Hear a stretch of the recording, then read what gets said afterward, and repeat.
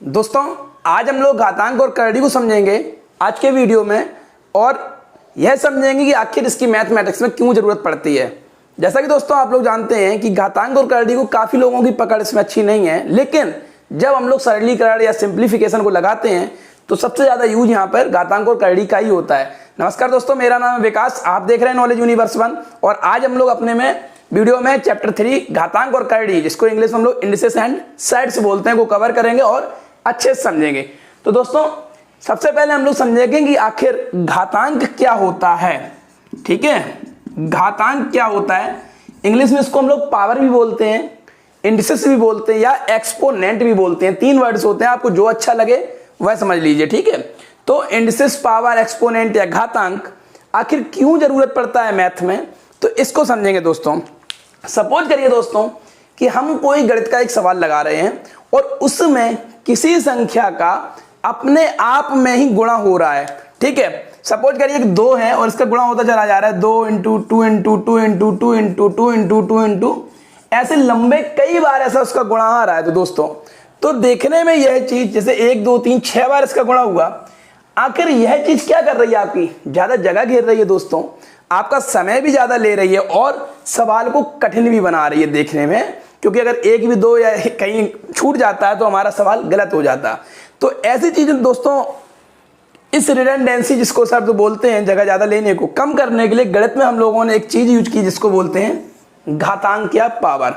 तो क्या होता है दोस्तों कि जब कोई संख्या अपने ही आप में गुणा होती है, यानी उसी संख्या का सेम उसी संख्या में गुणा होता है, तो जितनी बार उसका गुणा होता है उसे हम उसकी पावर में लिख देते हैं। अर्थात यहां 2 का गुणा हो रहा है, 2 गुणा 2 गुणा 2 गुणा 2 6 बार हो रहा है, तो यानी 2 का गुणा 6 बार, अर्थात जितनी बार हुआ 1 2 3 4 5 6, वह उसकी हम लोगों ने घात या उसकी पावर लगा के लिख देते हैं।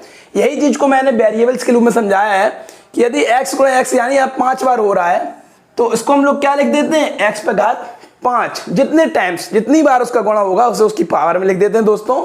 और जब ऐसे लिख देते हैं तो जो नीचे यानी वह संख्या जिसका बार बार अपने आप में रिपीट एंड रिपीट गुणा हो रहा है, उसे हम लोग कहते हैं आधार, क्योंकि बेस तो यही है, अंग्रेजी में इसको बेस भी कहते हैं। ठीक है, और जितने की उस पर घात चलती है, हिंदी में उसे उसकी हम घातांक कहते हैं और अंग्रेजी में उसकी हम पावर, इंडिसेस या उसका एक्सपोनेंट कहते हैं। ठीक है, तो ये होती है घातांक। अर्थात आपने क्या समझा कि जब कोई संख्या अपने आप में ही गुणा होती है तो उसे उसकी जितनी बार गुणा होती है उसे उसकी हम पावर के रूप में लिख देते हैं, कहलाता है घातांक।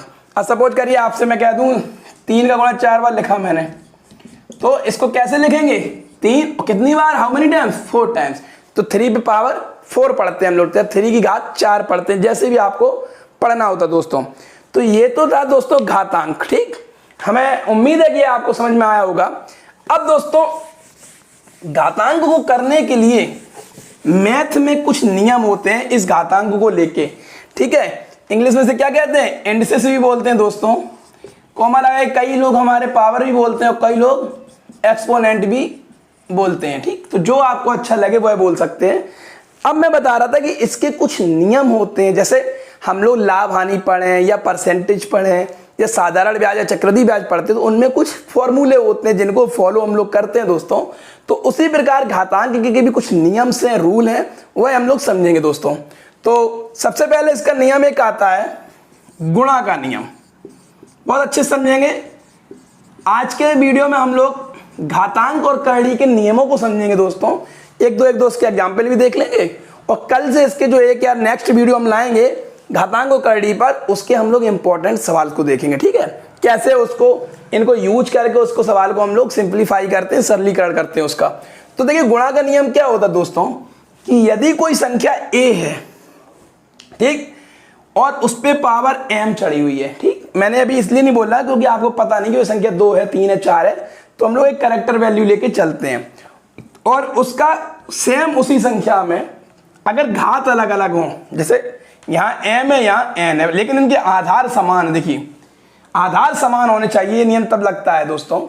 तो अगर ऐसी संख्या जिनके आधार समान है और वो आपस में गुणा कर रही हैं, भले ही उनकी घात अलग अलग है, तो ऐसे केस में दोस्तों आधार तो वही रहता है लेकिन इनकी घातों का योग हो जाता है, उनकी घातें जुड़ जाती हैं। ठीक है, आपको कितनी भी बारों में अभी समझा दूंगा आपको। एग्जाम्पल लीजिए, मैं आपसे कह दूं 3 गुणे 4 गुणे 3 गुणे 7 लिखा, 3 पे पावर 7 लिखा है दोस्तों, तो इसका उत्तर क्या होगा 3 और ऊपर की दोनों पावर जुड़ जाएंगी, 7 4 11। ठीक है, इसी प्रकार आप और देख लीजिए, मैं कहता हूं 2 पे घात 5 गुणे 2 पे घात 8, तो क्या हो जाएगा 2 पे घात 13।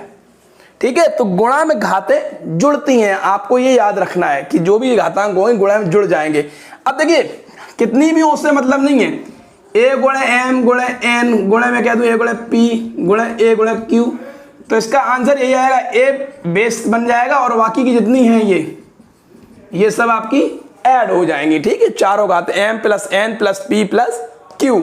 ठीक है, एग्जाम्पल के रूप में अगर आप लोग देखना चाहते हैं तो इधर देख सकते हैं कि मैं अगर लिख दूं 2 गुणे 4 गुणे 2 गुणे 6 गुणे 2 पे पावर 3 2 पे पावर 5, तो इसका आंसर क्या आएगा, बेस एक ही आएगा 2, 4 6 10 3 13 और 5 18, ये सभी पावर आपस में जुड़ जाएंगी। ठीक है, तो आपको याद रखना है कि गुणा के नियम में ये वाला नियम आपको याद रखना है।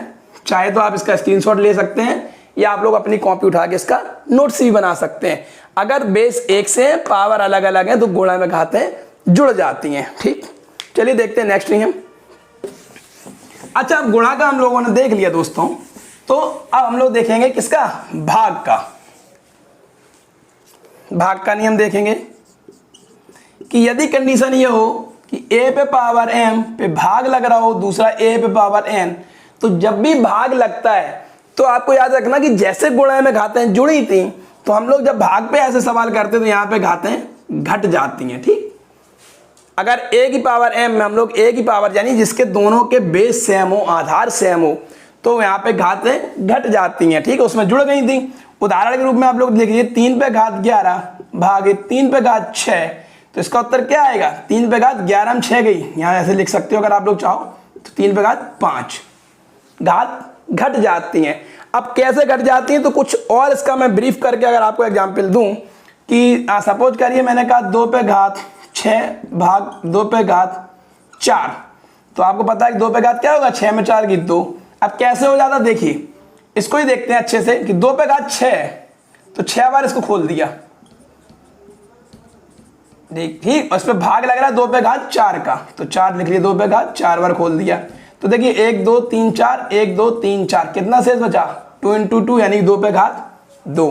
तो इस प्रकार भी आप लोग समझ सकते हैं कि अगर ये समझने में कठिन आ रहा हो कि यदि भाग है तो भाग में घातें घट जाती हैं। इस फॉर्मूले को लिख लीजिए या फिर इसका स्क्रीनशॉट ले लीजिए। चलिए नेक्स्ट देखते हैं, और भी नियम है कुछ घातांक के, एग्जाम्पल के साथ हम लोग समझते हुए चलेंगे दोस्तों। अच्छा, ये तो था कि हम लोगों ने गुणा और भाग देख लिया। सपोज करिए कि कभी कभी लिखा होता कि यदि कोई a संख्या जिस पे पावर m चढ़ी है और उस पर एक पावर हम लोग n और चढ़ा दें, तो क्या होता दोस्तों कि जब ऐसा सवाल होता है तो आपका आधार तो वही रहता है, लेकिन ये जो पावर ऊपर है इनका आपस में हो जाता है गुणा। ठीक है, यानी आप इसको लिख सकते हो, अगर ये कोष्टक तोड़ोगे तो आप a पे पावर mn लिख सकते हो। ठीक है, इसको देखिए आप समझेंगे एग्जाम्पल, 3 पे घात 4 पावर 6 बराबर हो जाएगा 3 गुणे 4 इंटू 6 3 पे पावर 24। ठीक है, अगर देखा ये m मान लीजिए ये n, तो m इंटू n mn हो गया 4 छंग 24, तो इसका आंसर क्या हुआ, आपका बेस 3 ही बचा रहा और पावर ऊपर गुणा हो गई। ठीक है, अगर किसी भी संख्या पर कोई पावर चढ़ी और आप एक एक्स्ट्रा पावर चढ़ाते हो तो उन दोनों घातों का क्या हो जाता है, गुणा हो जाता है। ठीक है, आप लोग अच्छे से समझेंगे इनको। ये आपका तीसरा फॉर्मूला था। ये फॉर्मूले अगर आपने पकड़ लिए और इनको अगर आपने याद कर लिया दोस्तों, तो चुटकियों में सवाल होते हैं घातांक के, कितना भी बड़ा देखने में लगे, बस इनके द्वारा ही हम उनको सॉल्व कर लेते हैं। चलिए नेक्स्ट देखते हैं हम लोग।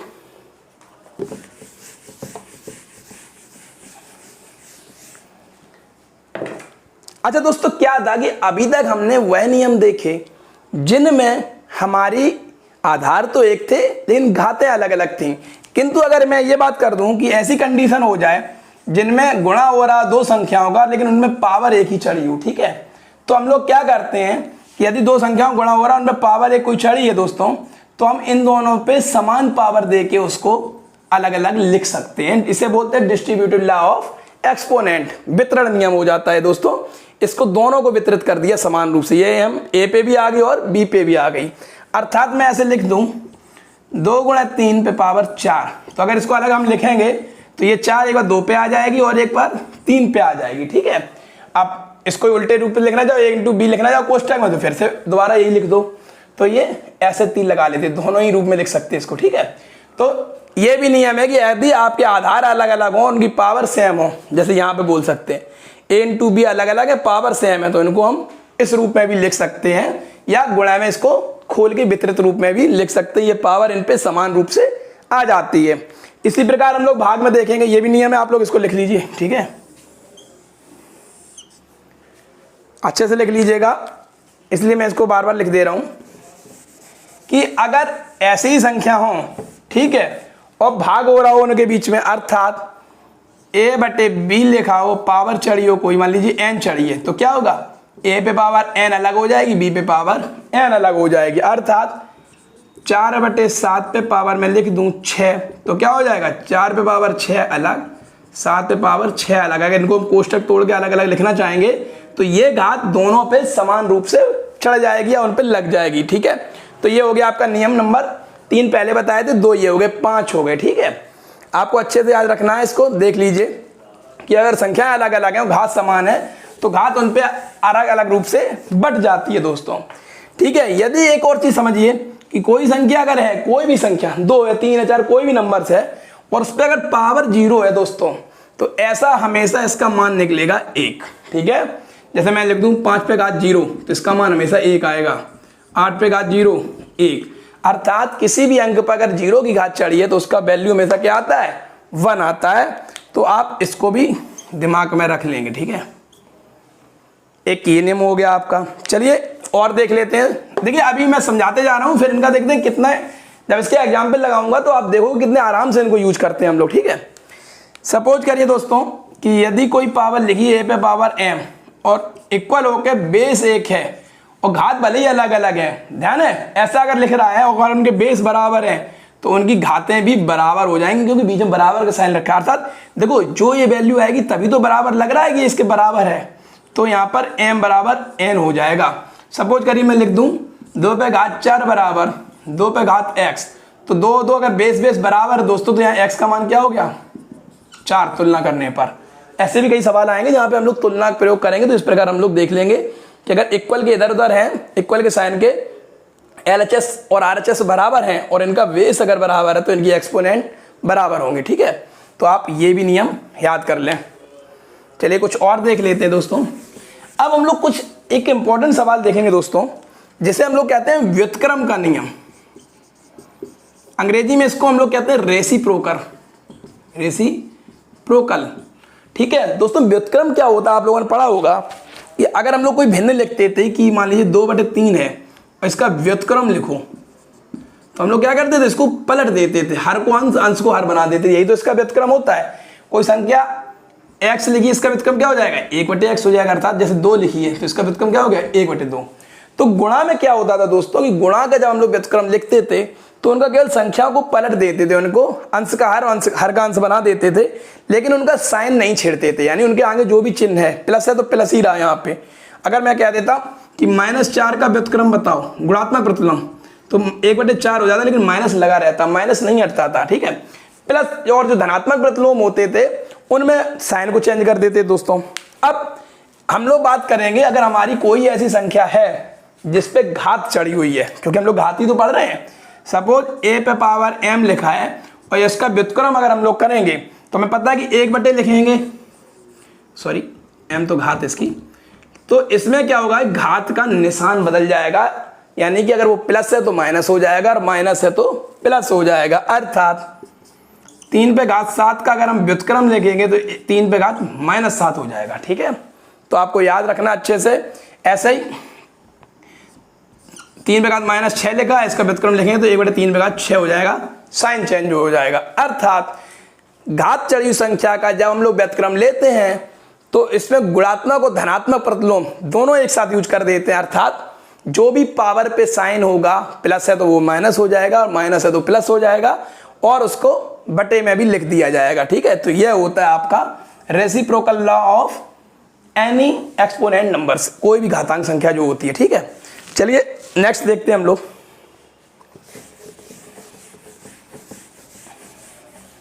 एक और हम लोग सीखते हैं, दो ये क्वेश्चन और, कि इसमें एक ट्रांसपोजिशन भी करते हैं हम लोग, कभी कभी घात को दूसरी साइड भी बेचते हैं। सपोज करिए मैंने घात चढ़ाई है यहाँ पे a पे पावर x कोई संख्या है, यानी कोई भी घात चढ़ी है, और इधर कोई दूसरी संख्या है, और मैं चाहता हूं कि x का यहाँ से ट्रांसपोजिशन कर दूं, अर्थात इसका पश्चांतर कर दूं। तो जब यह घात इधर जाएगी तो यह इसकी बटे की घात बन जाएगी, एक प्रकार की करड़ी के रूप में आ जाएगी, जो मैं नेक्स्ट अभी करड़ी आपको पढ़ाऊंगा। यहाँ पे देखिए क्या था, x लिखा था, यहाँ क्या हो गया 1/x, ठीक है। तो ये उसका उल्टा हो जाएगा, व्युत्क्रम हो जाएगा, निशान नहीं बदलेगा, ठीक है। तो ये लॉ भी आपको याद करना है, ठीक है, कि अगर कोई चीज, कोई भी घात आपके प्लस इक्वल टू साइन की अगर दूसरी तरफ जाती है, अर्थात उसका ट्रांसपोजिशन या पश्चांतर होता है दोस्तों, तो घात उसके बटे के रूप में चढ़ जाएगी, ठीक है। और एक और रह गया लास्ट, वो भी समझ लेते हैं, कि सपोज करिए a पे पावर x बटे बाई। देखिए इसका उदाहरण समझ लीजिए, 2 पे घात 4 बराबर, मान लीजिए x लिखा है, तो 2 बराबर x 1/4 हो गया, ठीक है। यानी ये 4 इधर गई तो 1/4 पे आ जाएगी। अब इधर देख लीजिए कि कोई भी नंबर अगर लिखा है दोस्तों, सपोज करिए मैंने लिखा है a, इसकी पावर लिखिए x/22। देखिए इसको हम लिख सकते हैं a पे पावर x इंटू 1/22, यही तो लिखा है ये। तो अगर आप इसको लिखना चाहो तो आप ऐसे भी ले सकते हो, एक बार x को अगर अंदर कर दो तो भी लिखा रहेगा ये, या एक बार 1/22 को अंदर कर दो तो भी वही बात होगी, ठीक है। क्योंकि मैंने आपको बताया था ना, ये वाला आपको याद हो, a पे पावर m पे पावर n होता है, तो a पावर mn हो जाता है। तो वही चीज है, देखिए ये m है, ये n है। अभी m n के रूप में लिखा था, एक बार m को अंदर कर दिया n बाहर हो गया, एक बार n को अंदर कर दिया तो m बाहर है। तो वही बात है, बस ये चीज एक फॉर्मूला होता है आपका, तो ये आपको पूरा समझ लेना है। तो दोस्तों यही घातांक के कुछ नियम है जो लगभग मैंने सभी कंप्लीट करा दिए हैं। अब इनके जुड़े सवाल हम लोग देखेंगे, ठीक है। तो चलिए 1 मिनट के लिए रुकूंगा, मैं बोर्ड को साफ करता हूं, क्योंकि ज़्यादा स्केच से ये क्या कालापन सा आ जाता है, साफ नहीं दिखता है, और वैसे भी मैं वीडियो रात को बनाता हूं तो और साफ नहीं आता है। तो 1 मिनट के लिए रुकेंगे, बोर्ड साफ करके हम लोग इसके कुछ उदाहरण देखेंगे, और उसके बाद हम लोग करड़ी को समझेंगे, क्योंकि लगभग घातांक का सब कुछ खत्म हो चुका है, सवाल उसके अलग अलग हैं, ठीक है। तो पहले हम लोग घातांक के कुछ सवाल देखेंगे, कैसे यूज करते हैं। इसको साफ करता हूं 1 मिनट के लिए। चलिए दोस्तों, मैंने यहाँ पे 3 सवाल लिखे हैं जिनमें हम लोग घातांक का प्रयोग करेंगे। आखिर उनका प्रयोग करके हम कैसे किसी सवाल को हल करते हैं, तो 3 है, पहले एक एक करके हम लोग देखते हैं। सबसे पहले ये देखते हैं, यहाँ पे लिखा है मैंने 243 की घात 3/5। अब दोस्तों इनको कैसे सॉल्व करेंगे, और मैंने आपसे कह दिया इनको सरल कीजिए, ठीक है। तो क्या करना है, हम क्या करेंगे, सबसे पहले हम लोग कोष्टक की संख्या को क्या करेंगे, थोड़ा सा घात के रूप में लिखेंगे। हमें पता है घात का प्रयोग होगा ना, तो 243 का हम लोग करेंगे फैक्टर। और जैसे किसी दोस्त को अगर फैक्टर करना नहीं आता तो याद करो, मैंने ऐसे बताया था लघुत्तम माध्यम में, किसी संख्या का अगर हम लोग निकालते हैं, देखिए यहाँ पे लास्ट में 3 है, यानी और संख्या 2 से डिवाइड नहीं होगा, हम लोग प्राइम फैक्टर करते हैं हमेशा। 4 2 6 3 9, अगर इनका योग 9 हो रहा है, यानी कि 3 से डिवाइड हो जाएगी, तो 3 8 24, 3 1 3। फिर देखिए 3 दूनी 6, 3 7 21, 3 9 27, 3 3 का 9, 3 1 3। यानी कि इसका क्या हुआ, अगर आप लोग लिखो ध्यान से देखना, 243 के फैक्टर है 3 गुणे 3 गुणे 3 गुणे 3 गुणे 3 पे पावर 3/5, ठीक है। अब ये 3 यहाँ पे 5 बार लिखी, और मैंने बताया था कि घातांक में यदि कोई संख्या जितनी बार आती है हम उसे उसकी पावर के रूप में लिख देते हैं, यानी इसे 3 पे घात 5 लिख सकते हैं, बटे में 3/5 ऊपर पावर चढ़ी हुई है। देखिए अब वही वाला फार्मूला अगर याद करो आप, a पे पावर m पे पावर n, क्या हुआ था, a पे पावर mn कर दिया था, यानी पावर का हो गया था गुणा। तो वही चीज यहाँ लग गई घातांक का नियम, 3 कोष्टक ऊपर पावर का गुणा किया, 5 गुणे 3/5, 5 से 5 कट गया, क्या है आपका 3 पे पावर ऊपर क्या होगी 3, और 3 की पावर 3 क्या होगी, 3 3 का 9 है 27। इसको अगर खोल के लिखना चाहे देखिए ऐसे हो जाएगा, 3 पे पावर 3 ऐसे लिख दिया, 3 3 का 9 27। तो इसका आंसर कितना आया 27। देखिए कितने आसानी से हमने जब इसको घातांक का किया, और ये देखो मैं हटाए दे रहा हूं, अब आप लोग समझेंगे। 243 का मैंने फैक्टर कर दिया, 3 पे पावर 5 हो गया, 3 पे पावर 5 की घात को बाहर लिया, mn वाला ये फॉर्मूला लगाया हमने, कट गया, 3 पे घात 3 आया, इसको खोल के इनका गुणा कर लिया, आसानी से गुणा हो गया और आंसर आ गया दोस्तों। चलिए इसी प्रकार इस संख्या को देखते हैं हम लोग। देखिए 1/32 के अगर गुणाखंड करेंगे तो 5 बार तो होता है। कुछ गुणनखंड आप लोगों को याद रखने हैं, 2 दूनी 4 दूनी 8 दूनी 16 दूनी 32, ठीक है। और ये पूरा ऐसे लिख दीजिए, ऐसा बड़ा वाला लगा था ऊपर माइनस की 4/5 थी। 1/2 बन गई अंदर, पावर -4/5। देखिए अब मैंने बताया था कि यदि कोई चीज़ व्युत्क्रम में लिखी है और इसका व्युत्क्रम खत्म करना चाहें, अर्थात यहाँ देखिए मैं लिख दे रहा हूँ किस फॉर्मूले का यूज कर रहे हैं हम लोग, यानी कि अगर 1/x लिखा है और इसका व्युत्क्रम x को ऊपर ले गया तो x की पावर क्या हो जाएगी, माइनस हो जाएगी, बताया था मैंने। तो इसी प्रकार जब 2⁵5 ऊपर गई तो 2 कैसी हो गई, -5 गुणे बाहर भी -4/5 था। अब देखिए mn वाला फॉर्मूला लगा दिया, ये दोनों पावरों का हो गया गुणा, 5 से 5 कट गया, माइनस इंटू माइनस प्लस हो गया, 2⁴ और 2⁴ क्या होता है 16। देख लीजिए आप ध्यान से, तो 2 × 4 बार अगर हम लोग करेंगे तो क्या आता है 16। तो मेरी नज़र में ये भी क्वेश्चन आपको ज़्यादा टफ नहीं लगा होगा, बस कोष्टक वाली चीज़ का हम लोग फैक्टर करे ले रहे हैं और बाकायदा घातांक का नियम लगाए दे रहे हैं। चलिए एक और देख लेते हैं, जो लास्ट में हमने किया है कि 64 ये होता है 2⁵6, यहाँ पे मैंने 32 किया था, देखिए 32 दूनी 64, थोड़ा जल्दी से हो जाएगा, पावर -1/6 है तो 2, ये 6 का ऊपर गुणा हो गया, 2 गुणे -1/6, 6 से 6 कट गया लेकिन माइनस का 1 चढ़ा रहा है, यानी 2 पे पावर -1 हो गया। इसको हम लोग लिख देंगे 1/2, क्योंकि 2 जब व्युत्क्रम के नीचे आई तो इसका माइनस खत्म हो गया। ठीक है दोस्तों, तो देखिए कितनी आसानी से मैंने इन तीनों सवालों को घातांक का प्रयोग करते हुए सॉल्व कर दिया। आप लोग तीनों सवालों को एक बार अच्छे से देख लें, क्योंकि मैं हटाऊंगा और ये मैंने के लिए एग्जाम्पल दिए हैं, इनसे बड़े बड़े भी सवाल हैं जो हम लोग करेंगे, वो भी घातांक और करड़ी के फॉर्मूले से। तो इनको मैं हटा रहा हूँ, इसके बाद हम लोग पढ़ेंगे अपनी करड़ी किसे कहते हैं, करड़ी के कुछ नियम घातांक की तरह और 1-2 एग्जाम्पल कल हम लोग इसके सवाल लगाएंगे। ठीक है, तो रुकते हैं थोड़ी देर के लिए। चलिए दोस्तों, हम लोग करड़ी को समझ लेते हैं अच्छे से कि आखिर करड़ी है क्या, आखिर हम किसको करड़ी कहते हैं, गणित में करड़ी शब्द क्यों यूज हुआ, क्या होता है। तो समझिए दोस्तों कि जब किसी भी संख्या का हम लोग कोई सा भी मूल या कोई सा रूट निकालते हैं, जैसे हम लोग स्क्वायर रूट निकालते थे ना, जैसे हमने ये 4 लिखा है, यहाँ पे देखिए 2 नहीं लिखा होता, इसका मतलब स्क्वायर ही रूट होता है, तो इसका मान क्या आ जाता था 2, स्क्वायर रूट कंप्लीट हो जाता था। चाहे अब हम लोग घनमूल निकालें, क्यूब रूट लिखते थे, 8 का भी 2 आ जाता था, या क्वाड्रा लिखते हैं 16 का 2 आ गया।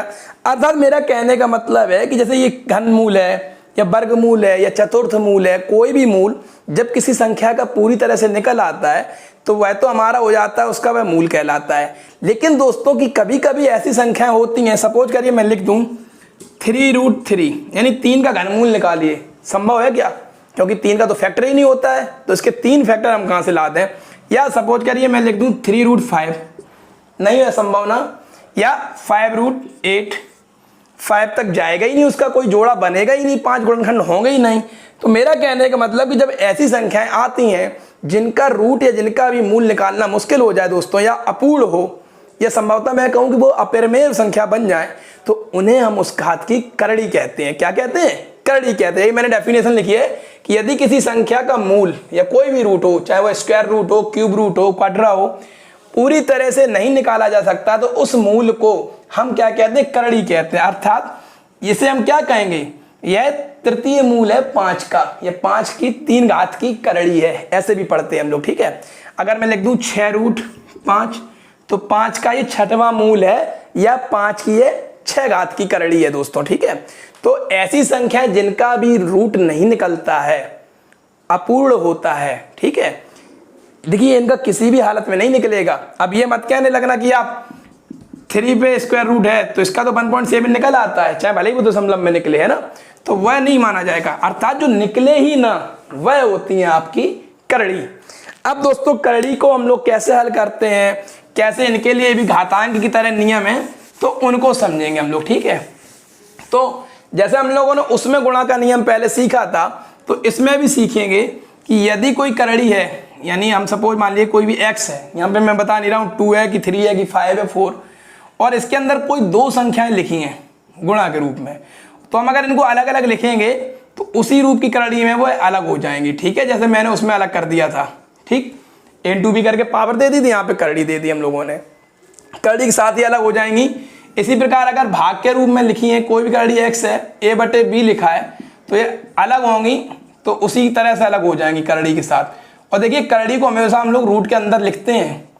समझिए एक चीज और कि 4√, ऐसे 2 लिखा है तो ये अलग है, ये गुणा में लिखा है, यानी 4 गुणा √2 लिखा है, और वही चीज में 4 रूट के अंदर लिख दूं तो ये 2 की चतुर्थ मूल की करड़ी है। तो इनमें बहुत डिफरेंस है, ये बराबर नहीं है, ध्यान रखना। ये चीज अलग है, गुणा के रूप में बाहर है, और ये इसका क्या है, करड़ी है। तो दोस्तों ये तो गुणा के नियम हमने समझ लिए कि अलग अलग हो जाती हैं। और समझिए कि यदि इस प्रकार से कोई संख्या लिखी है, यहाँ पे n चढ़ा है, कोई भी घात की करड़ी है, और यहाँ पे लिखिए a, ठीक है।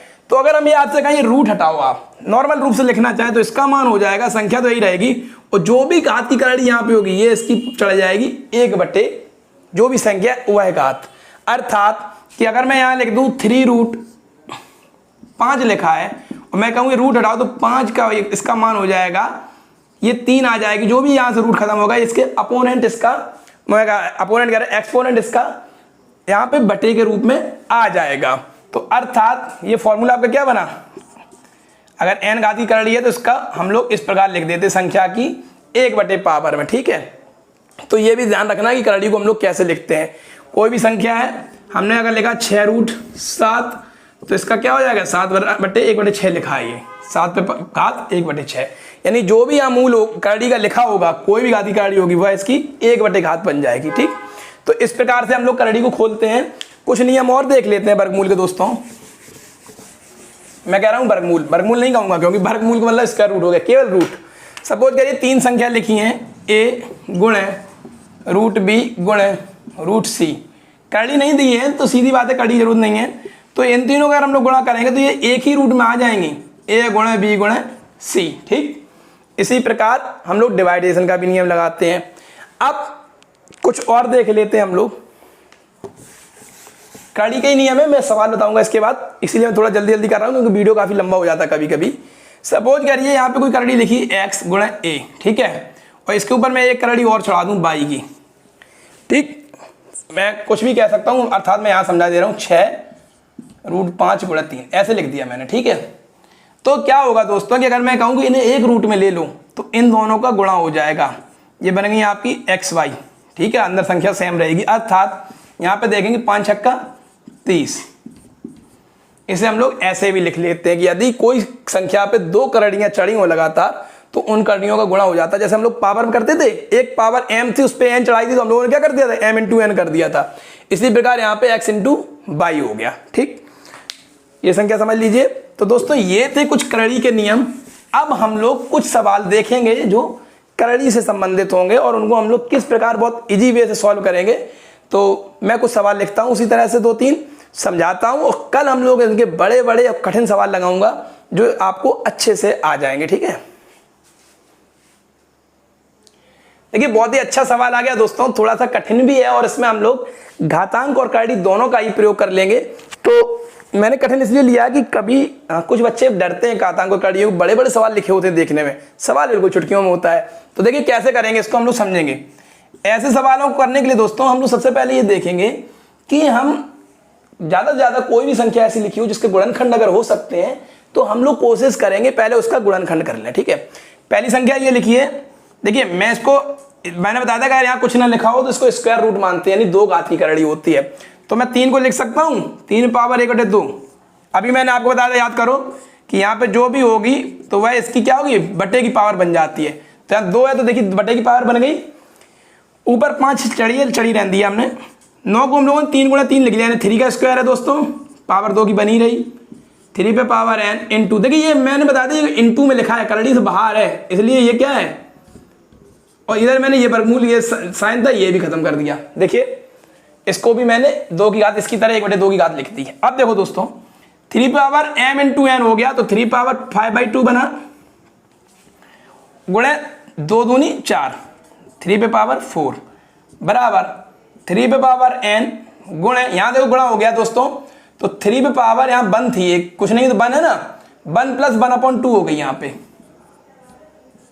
फिर देखेंगे हम लोग कि देखिए यहाँ 3 बेस 1 रहा और 5/2 धन 4 हो गया, 5/2 धन 4 बराबर 3 पावर n गुणे 3 पावर 2 एकम 2 1 3/2 बन गई ये घात। यहाँ से कर लेते होंगे ना आप लोग, जहाँ अगर भिन्न गिने 2 एकम 2 1 3/2।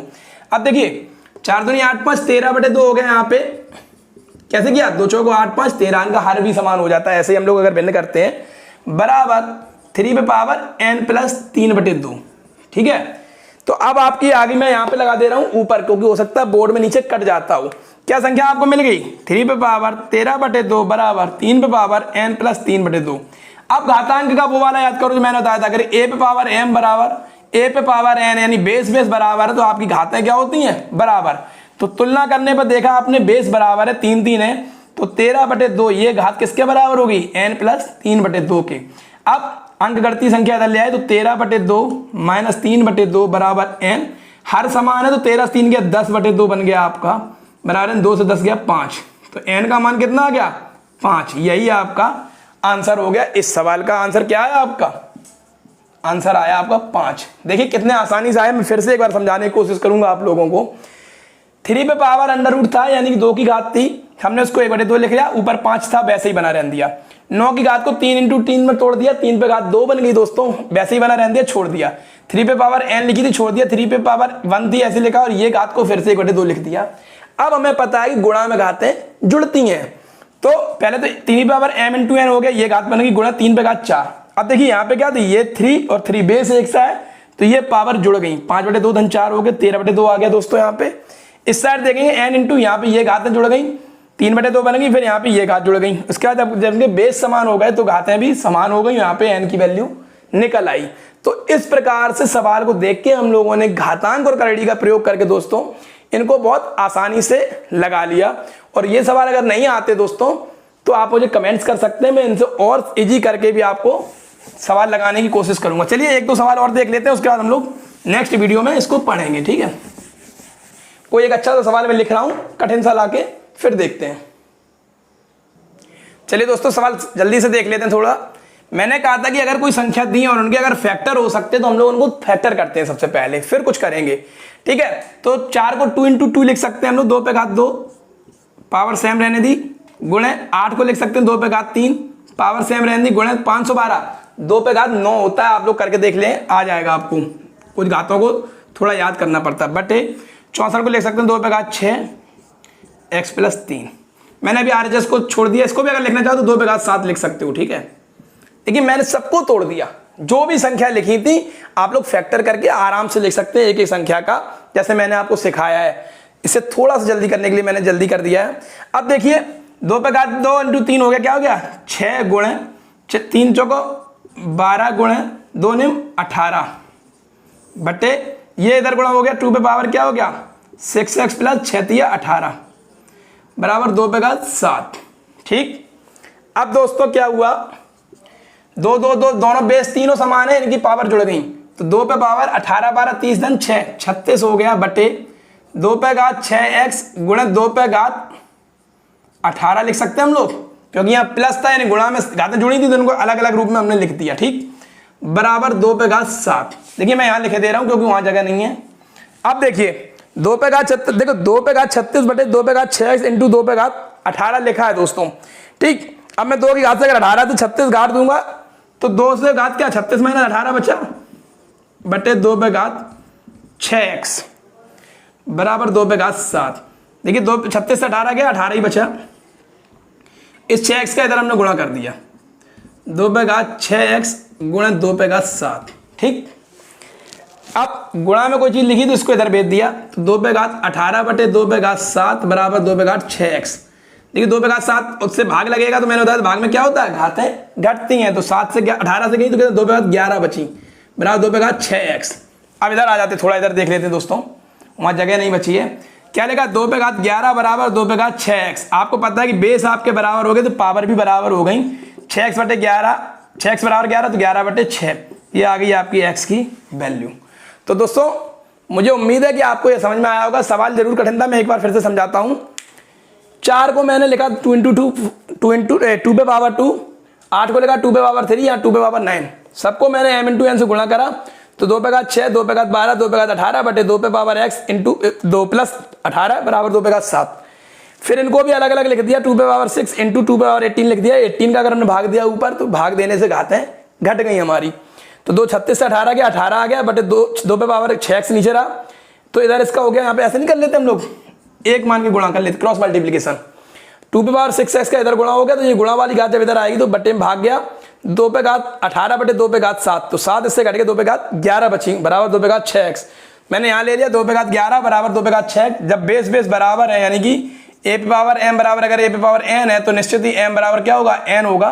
तो 6x बराबर 11, x बराबर 11 बटे 6। तो इस प्रकार से हम लोग सवालों को कल करेंगे और थोड़ा धीरे रखेंगे स्पीड को, क्योंकि अभी तो लास्ट था इसलिए बता दिया। कठिन से कठिन सवाल लाएंगे और उनको चुटकियों में हल करेंगे। मिलते हैं नेक्स्ट वीडियो में। जुड़े रहिए नॉलेज यूनिवर्स 1 से, और मेरा समझाना यदि आपको अच्छा लगता है तो जरूर मुझे थोड़ा सा साथ दें, सब्सक्राइब करके मोटिवेट करें और अपने दोस्तों में भी इसको शेयर करें। मिलते हैं नेक्स्ट वीडियो में, तब तक के लिए नमस्कार, धन्यवाद।